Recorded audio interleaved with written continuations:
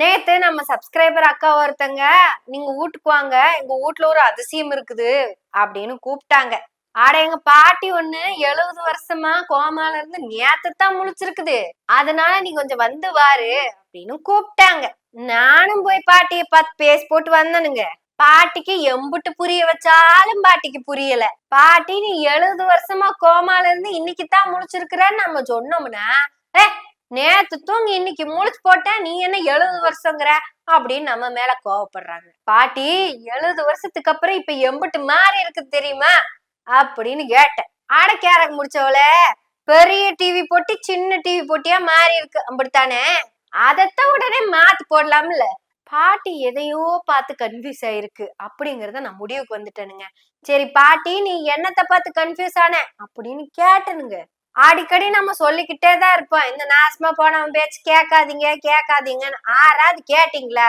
70 வருஷமா கோமால இருந்த பாட்டி வந்து இவன் பேச்சு கேட்டுருச்சு. அது என்ன அப்படிங்கறத இந்த காணொளி முழுசா உங்களுக்கு விளக்க போகுது. அந்த பாட்டி கிட்ட நான் பட்ட பாட நான் உங்ககிட்ட சொல்றேன், அதுவும் பாட்டியாவே சொல்றேன். கதை கேட்க நீங்க ரெடியா? இதோ பாட்டியாக. கோமால இருந்து கிளம்பி வந்த பாட்டி கண்ணு முழிச்ச உடனேயும் போனை எடுத்து அவன் பேசினது கேட்டுருச்சுங்க. அனைவருக்கும் சிறந்த அரசு மருத்துவமனை. ஆமா ராசா, நீ சொன்னதெல்லாம் இருக்குது. நீயா ராசா திறந்து வச்ச? கவர்மெண்ட் ஆஸ்பத்திரியில தான் எங்க மூத்த பிள்ளையெல்லாம் பெத்து போட்ட. அம்புட்டு அழகா பாத்துக்கிட்டாங்க. நீயா இத்தனையும் பண்ண? இது தெரியாம போச்சு. நீ யாரு? மானஸ்தனா? இது தெரியாம போச்சு. பேர் வைக்கிறப்ப குப்புறப்படுத்திருப்ப, உங்க அத்தா பேர் வச்சுட்டாங்க மானஸ்தன்னு. பேசு. அனைவருக்கும் இலவச அரசு கல்வி. ஆமாங்கன்னு நாங்கெல்லாம் பொடுசுகளா இருக்கும் போது நாங்கெல்லாம் ஸ்கூலுக்கே போனது கிடையாது. ஆனா என் பிள்ளைய பாரு, மூக்கு உறிஞ்சிட்டே காலையில எழுந்திரிச்சு டவுசரை தூக்கிட்டு ஸ்கூலுக்கு கிளம்பி போயிட்டு இருக்கிறா. எல்லாம் ஃப்ரீதான். டவுசர் சட்டையெல்லாம் குடிச்சிருக்குது என் பிள்ளைக்கு. நீதான் பண்ணியா மானஸ்தா? இது தெரியாம போச்சு பாரு எனக்கு. ஆகச்சிறந்த கல்வி. நாங்கெல்லாம் அந்த வயசுல ஒன்னும் படிச்சது இல்ல கண்ணு. ஆனா 3ஆம் போற என் பிள்ளைய பாரு, ஏ ஃபார் ஆப்பிளாமா, பி ஃபார் பாலாமா, ஏதேதோ சொல்லுது. இத்தனையும் நீயா கண்டு கொண்டன? நல்ல பையன் கண்டு நீ. ஆடு மாடு மேய்த்தலை அரசு தொழிலாக்குவேன். இது புரியலையே. நாங்க இவ்வளவு நாள் அதைத்தானே மேய்ச்சிக்கிட்டு இருக்கிறோம். இது கவர்மெண்ட் ஜாப்பா? சொல்லவே இல்லையே. அது சரி, இது அரசு வேலையாக்கி போட்டு நீ என்ன பண்ண போற? இது நம்ம படிக்காமலே எனக்கு நல்லா வருங்கன்னு. நான் மாட்டுக்கெல்லாம் பேர் வச்சிருக்கிறேன். எலே செவல மேக்கப் போகாதடா அப்படின்னு கூப்பிடுவேனே. செவலேன்னு எனக்கு எழுத தெரியாது கண்ணு. இதை ஏன் கவர்மெண்ட் ஜாப் ஆக்கியிருக்க? மாடு மேய்க்கிறத கவர்மெண்ட் ஜாப் ஆக்கிட்டேன்னா அப்புறம் என்னத்துக்கு நாங்க படிக்கணுங்கிற? அப்புறம் இதுக்கு ஸ்கூலுக்கெல்லாம் அரசு கல்வி, அந்த கல்வி, இந்த கல்வின்னு சொல்லிட்டு தெரியுற. நாங்க தான் சரியா படிக்க முடியாம கை நாட்டை வச்சு சுத்திட்டு இருக்கிறோம்னா, என்ற பிள்ளைங்கெல்லாம் நல்லா படிச்சு பெரிய உத்தியோகத்துக்கு போகணும்னு நாங்க பாடுபட்டு இருக்கிறோம். என்ன கண்ணு, மானஸ்த மாதிரி பேசுற மாதிரி தான் இருந்துச்சு. வர வர இப்படி பேசிக்கிட்டு இருக்கிற. விவசாயம் குலத்தொழில் அல்ல, அது குலசாமி தொழில். எடுபட்ட பயல, என்ன நாயம்டா நீ பேசிக்கிட்டு இருக்கிற? கேரக் முடிச்சவனே. ஆருக்குடா குலசாமி தொழில்? இது ஆருக்கு குலசாமி தொழில்? உன்ன மாதிரி மேனா மினிக்கு மாதிரி சுத்திக்கிட்டு இருந்தா அப்படி சொல்லலாம். காட்டுல இறங்கி வேலைய பாரு. வெயில் பின்னாடி பொழக்கும் போதுதான் தெரியும் என்ன பொழப்பு பொழைக்கிறோன்னு. எத்தனை கஷ்டப்பட்டாலும் ஜோறு தண்ணி கிடையாது தெரியும்ல. ஏதோ என்ற பிள்ளைங்க ஸ்கூலுக்கு போறது மத்தியானம் சோறு திங்கிட்டுங்கிறதுக்காகத்தான். எங்க காலத்திலேயே இந்த சோறெல்லாம் போட்டிருந்தாங்கன்னா நானே படிக்க போயிருப்பேன்டா. பல்ல விளக்காத பையல. மானஸ்தண்டா, உனக்கு நல்ல பேர் தான் வச்சிருக்கிறாங்க மானஸ்தன. இந்த மண்ணில் முடிவெட்டுபவர்களும் இருக்க வேண்டும், மீன் பிடிப்பவர்களும் இருக்க வேண்டும், துணி துவைப்பவர்களும் இருக்க வேண்டும். அவங்க இருக்கணும், இவங்க இருக்கணும், இவங்க எல்லாரும் இருக்கணும். இதுதான்டா சமூகம். கேரங்க முடிச்ச நாய, நாங்க அப்படித்தானே இருக்கிறோம். என்னத்த நீ புதுசா பண்ணி கிழிக்க போறேன்னு சொல்லு. இப்ப நீ சொன்னியே இந்த 4 வேலை பாக்குறவங்க, அவங்க என்னைக்காவது முன்வாசல் வழியா வீட்டுக்கு போயிருக்கிறாங்களா? அவங்க வீட்டுக்கு இல்ல, மத்தவ வீட்டுக்கு.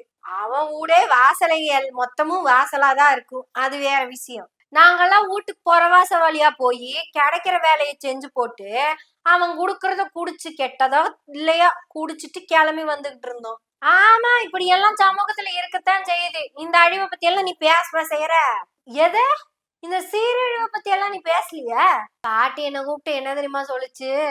சொன்னதை விடுங்க, செருப்படுத்து என்ன பலார்னு அடைச்சு போட்டு 70 வருஷத்துக்கு முன்னாடி இருந்த சமூகத்தை இவன் திருப்பி கொண்டு வருவேன்னு சொல்றானே. இதெல்லாம் நடக்கணும்னு ஆசைப்படுறீங்களே நீங்கெல்லாம். இவன் சொல்றதெல்லாம் கேட்டு எல்லாம் கை தட்டிக்கிட்டு இருக்கீங்களே. கோமால இருந்தது நானா இல்ல நீங்களான்னு முடிவு பண்ணிக்கங்கன்னு சொல்லி போட்டுச்சு.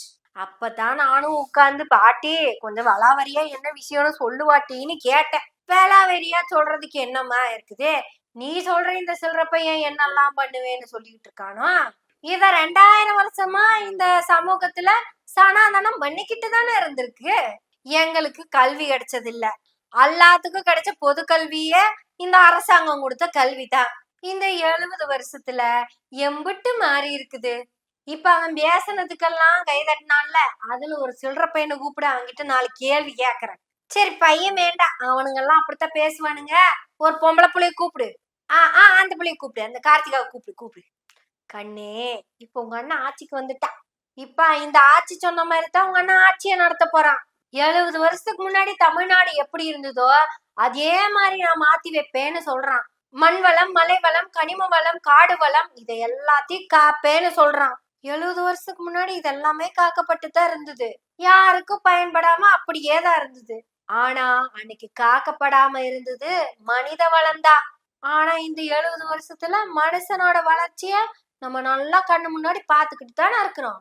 இப்ப எல்லாரும் சேர்ந்து அந்த 70 வருஷத்துக்கு முன்னாடி இருக்கிற சமூகத்தை உருவாக்கி என்னத்தை கிழிக்க போறோம்னு சொல்லு. எது? தண்ணியை காப்பாத்த போறியா? 70 வருஷத்துக்கு முன்னாடி தண்ணி எப்படி இருந்தது தெரியுமா உனக்கு? ஆடு, மாடு, நாய், பன்னி எல்லாம் அந்த தண்ணியை தொடலாம். அடிக்கடி நீ சொல்லுவல்ல ஒடுக்கப்பட்ட சமூகம்னு. நீதான் நான் ஆதிக்குடி அப்படின்லாம் சொல்லுவியே. அந்த தண்ணிய தொட முடியாது கண்ணு. நீ தொட முடியாத தண்ணி தண்ணியா இருந்தா என்ன? இல்ல இந்த பிபி ஏதோ போடுவீங்களா கண்ணு, அது போட்டிருக்கேன். கெட்ட வார்த்தை தான் கண்ணு பேசியிருக்கிறேன். உனக்கு புரியணும்ல. 70 வருஷத்துக்கு முன்னாடி நீ எப்படி இருந்த தெரியுமா கண்ணு? அட நான் தான். நான் எப்படி இருந்தேன் தெரியுமா? எதுக்கு நான் பிறந்தேங்கிறத நான் கண்டுபிடிக்கிறதுக்கு முன்னாடியே எனக்கு 7-8 பிறந்துருச்சு. இன்னைக்கு உனக்கெல்லாம் 1-ஆ 2-ஆ? 1 தானே. இதுல இந்த மானஸ்தன் பிறக்கறதுக்கு முன்னாடியே 7 வேண்டான்னு சொன்னானாமே. அதெல்லாம் என்ற வீட்டுக்காரன் சொன்னது இல்ல கண்ணு. அது ஏன்னு நானும் கேட்டது இல்ல. கடைசியா லாஸ்ட் பஞ்சு கண்ணு உனக்கு புரியறதுக்காக இப்ப இவனை ஆட்சிக்கு வந்து இதெல்லாம் உனக்கு குடுக்குறான்னு வச்சுக்குவேன். நீ இது எல்லாத்தையும் வாங்கி டெவலப் ஆகுறேன்னு வச்சுக்குவேன். உன்ற டெவலப்மெண்ட்ங்கிறது என்ன கண்ணு? கால்ல செருப்பு போடாம நடந்து போறதா? செருப்பு போட்டு போடுறதா? செருப்பு போட்டு போற நீ சைக்கிள்ல போறதா? சைக்கிள்ல போற நீ ஸ்கூட்டில போறதா? ஸ்கூட்டில போற நீ பைக்ல போறதா? பைக்ல போற நீ கார்ல போறதா? கார்ல போற நீ ட்ரெயின்ல போறதா? ட்ரெயின்ல போற நீ பிளைட்ல போறதா? ஏது கண்ணு வளர்ச்சி சொல்லு. இன்னைக்கு நீ நினைச்சா பிளைட்ல போலாம்ல. இந்த வளர்ச்சி எல்லாம் இந்த 70 வருஷமா நடந்து முடிஞ்சது. 70 வருஷமா செருப்புல இருந்து பிளைட்டுக்கு போன நீயே பிளைட்ல இருந்து மறுபடியும் நான் செருப்புக்கு தான் போவேன் நின்னா பேருதான் அறிவா கண்ணு? இந்த அறிவை குடுக்கறதுக்கு தான் இவனா? அவன் என்னமோ சக்கரைன்னு எழுதி குடுக்கறான். நீங்க என்னடானா அதை நக்கி பார்த்து இப்ப இருக்குதுங்கிறீங்க. உங்களுக்குன்னு அறிவு வேண்டாமா? அவன் ஒரு வளர்ச்சி கொடுப்பேன்னு சொன்னான்ல, அது 70 வருஷத்துக்கு முன்னாடி இந்த மண்ணுலதான் இருந்தது. அப்ப ஆரம்பிச்சது. அடுத்த 10 வருஷத்துக்கு அப்புறம் அது புலிப்பாய்ச்சலா மாறுச்சு. அப்படி புலிப்பாய்ச்சலா நம்மள கூட்டிட்டு போனது யாரு தெரியுமா? அவரு பேரு முத்தமிழறிஞர் டாக்டர் கலைஞர். நீ வேணா ஒண்ணு பண்ணு. அடுத்த தடவை உங்க அண்ணனை பார்க்கும்போது, அண்ணன் நீ ஏதோ பண்ணுவேன்னு சொல்லிக்கிட்டே இருக்கல்ல, அதை இங்க பண்ணனா அடுத்த 70 வருஷம் கழிச்சு இந்த தமிழ்நாடு எப்படி இருக்கு கேளு. அவன் சொல்லுவான் தமிழ்நாடு மூளை முக்குகள் எல்லாம். அவன் சொல்லுவான் தமிழ்நாட்டின் மூளை முடுக்குகள் எல்லாம் சாலை வசதி, உற்பத்தி சார்ந்த தொழிற்சாலைகள் அங்கங்க இருக்கும். நீ நிறைய சம்பாதிச்சு உனக்கான கல்வியை நீயே தேர்ந்தெடுத்துக்கலாம். உன்னோட அந்த வசதியால எந்த உயர்மட்ட சிகிச்சையும் உன்னால எடுத்துக்க முடியும். கிராமம் நகரங்கிற வேறுபாடெல்லாம் கிட்டத்தட்ட இருக்காது. எங்க பார்த்தாலும் வானுயர்ந்த கட்டடங்கள், சாதி பேதமற்ற சமத்துவமான சமூகம். இந்தியாவிலேயே அதிக விமான ஓடுதளம் உள்ள மாநிலமா இருக்கும். கல்வி வளர்ச்சி உச்சம் தொட்ட மாநிலமாவும் இருக்கும். மருத்துவ கட்டமைப்புல உச்சம் தொட்ட மாநிலமா இருக்கும். தனிநபர் வருமானம், வேலை, கல்வி அப்படி எல்லாமே எல்லாத்துக்கும் இருக்கும். இதையெல்லாம் தாண்டி உன்னுடைய கல்வி உலக நாடுகளுக்கு உன்னை கொண்டு போய் சேர்த்தும். உன் பாட்டி இந்த சாதி ஒடுக்குமுறையோடு இந்த மண்ணுல வேலை பார்த்துட்டு இருந்தால, இனி நீ அந்த சாதி ஒடுக்குமுறைய நேரிட மாட்ட.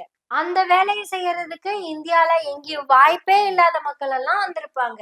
அந்த மக்களுக்கும் கல்வியை கொடுத்து அவங்களையும் மேம்படுத்துவோம். இப்படி ஆகச்சிறந்த நாடாக தமிழ்நாட மாத்தி காட்டுவேன் அப்படின்னு அவன் சொல்லுவான். செருப்பு கழட்டி செவ்வுனிலேயே 4 சாத்து. தமிழ்நாடு இப்பவே அப்படித்தானே இருக்கு, அதை ஏன் திருப்பி 70 வருஷம் கழிச்சு பண்ணுவேன்னு சொல்லிட்டு இருக்கிற அப்படின்னு கேளு. அப்படியேதான் கேட்டேன்னா உனக்கு அறிவு இருக்குன்னு அர்த்தம். இல்லைன்னா மாடல்ல மற்றையவைங்கிற அந்த மாடு செல்வத்துல நீயும் ஒரு ஆளா இருப்ப. கோமால இருக்கிறது பாட்டி இல்லைங்க, நாம் தமிழர் தம்பிங்க. இவனுங்களெல்லாம் கோமால இருந்து எப்படி எழுப்பி விடுறதுன்னு தெரியல. அவங்களே எந்திரிச்சு வருவாங்க, நம்புவோம். ஏன்னா இந்த கோமா ஹாஸ்பிட்டல் பேட்சா வெளியே அனுப்பிக்கிட்டு தான் இருக்கும். ஃப்ரெஷ்ஷா வந்த பேட்ச் அப்படித்தான் பேசும். இதுவே சீனியர் ஆச்சுன்னா பிசுராய் வெளியே வந்துடும். அன்புள்ள தம்பிகளே, உங்க அண்ணன் கிட்ட கேளுங்கடா, செவ்வுனிலேயே செருப்பால் அடிச்சு கேளுங்க.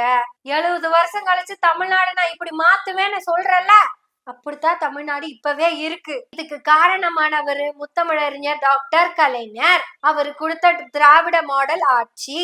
அந்த திராவிட மாடல் ஆட்சியை இப்ப வரையும் நடத்திக்கிட்டு வரவர் தான் முத்துவேல் கருணாநிதி ஸ்டாலின். முத்துவேல் கருணாநிதி ஸ்டாலினின் திராவிட மாடல் ஆட்சி தொடர 2026ல உதயசூரியனுக்கு ஓட்டு போட்டுருங்க. நம்ம எதுக்கு காமால இருக்கணும், பேசுவோம். எனவே பேசுவோம் நாள்தோறும். உங்களுடைய ஆதரவுகளை நன்றிகளோடு எதிர்பார்த்து கொண்டிருக்கிறோம். நன்றி, வணக்கம்.